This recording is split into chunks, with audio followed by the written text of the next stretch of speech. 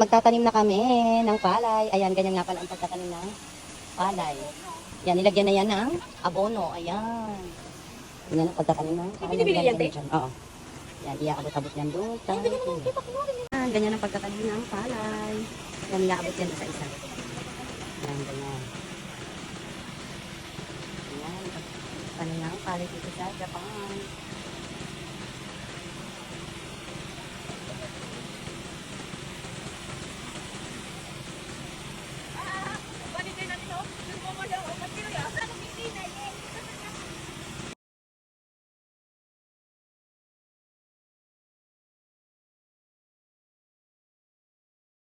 Pag nilagay nga ang palay, ganyan na siya.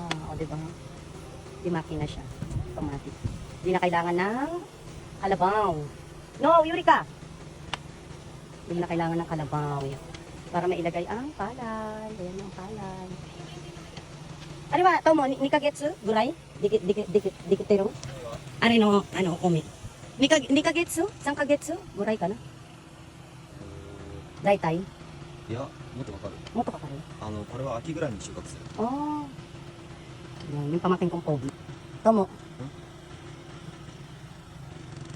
Watashi no iko no to kamay. Pagtapos nga matanggal ang palay, huhugasan naman ang pinaglagyan yung tray niya. Yan. Huhugasan yung kanyang tray. Yan, ganito ang paghugas. Malambot yan, Kate.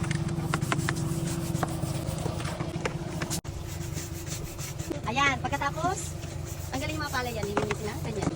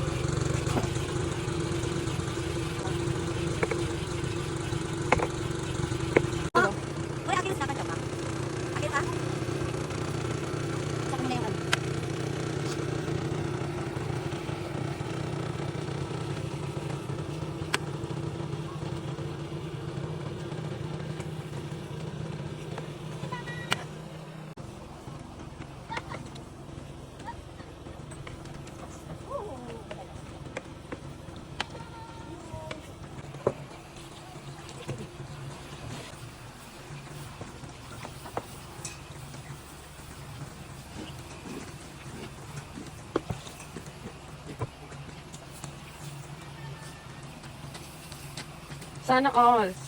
Sweet. Pagtapos linisan ay ibibilad naman siya dito. Kasi isusoli yan doon sa pinagbilan ng palay. Palay ba? Binhi. Yan, yung pinagbilan ng binhi. Isusoli siya. Kaya kailangan tuyo at malinis pagbalik.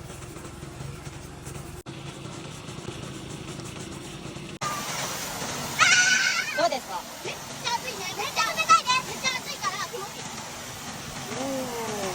Sumitay na. Yan,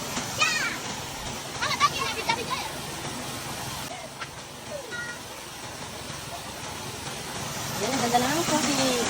Galing bundok. Yama ka na.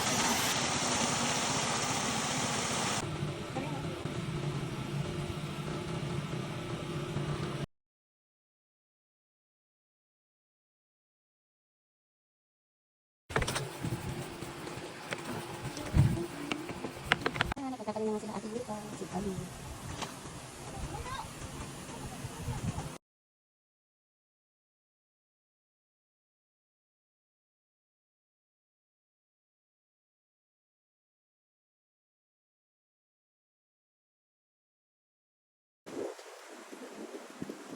Bata na? Madami.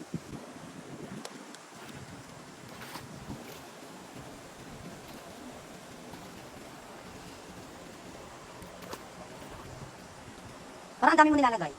Tatlo-tatlo lang yata yan. Ipantay mo. Tignan mo doon sa nilalagay kung ilan yun. Ubalin mo na lang kaya. Magpaka ka na lang.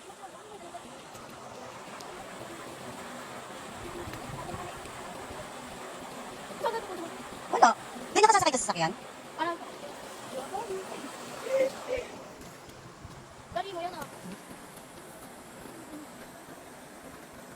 Tapos na kami magtanim. 見て Yan, Ate Yuri ka nabasa kasi siya. Daddy, ここでごめんなった。